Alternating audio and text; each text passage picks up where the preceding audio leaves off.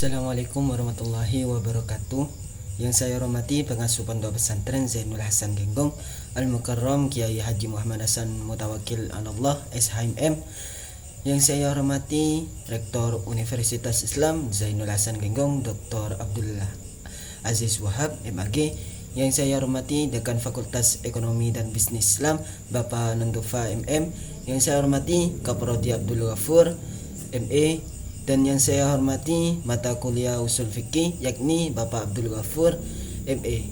Perkenalkan, nama saya Muhammad Ibnu Athaillah, Prodi Ekonomi Syariah kelas 2B. Oke, poin yang pertama itu pengertian hakim. Yang mana pengertian hakim itu kata hakim secara etimologi berarti orang yang memutuskan hukum. Dalam fikih istilah hakim semakna dengan qahid.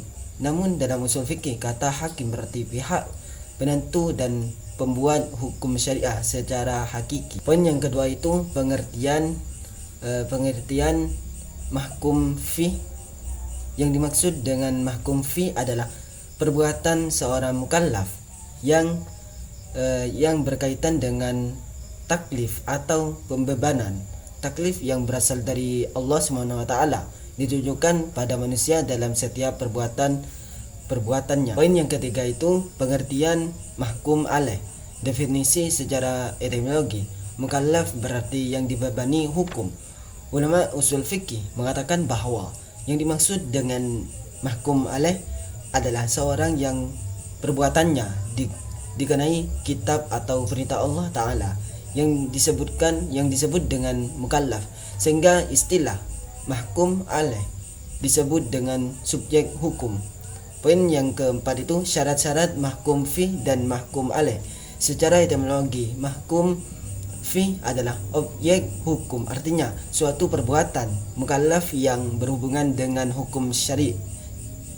Sedangkan secara istilah, mahkum fi adalah baik itu perbuatan atau pekerjaan seorang mukallaf yang dapat dinilai hukumnya. Jadi, mahkum fi adalah perbuatan hukum mukallaf yang menjadi objek dari hukum syara'. Poin yang kelima itu objek mahkum fi. Mahkum fi dikenal juga dengan mahkum bi.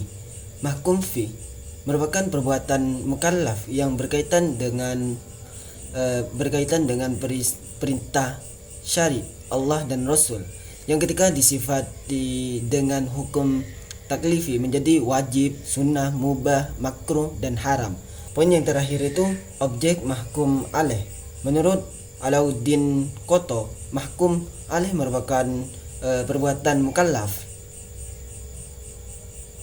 perbuatan dengan perintah Allah SWT atau hukum Islam. Bisa dikatakan mahkum alaih merupakan mukallaf yang menjadi objek berlakunya hukum syara'.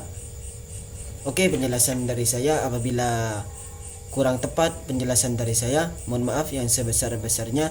Wallahul muwaffiq ila aqwamit thoriq. Assalamualaikum warahmatullahi wabarakatuh.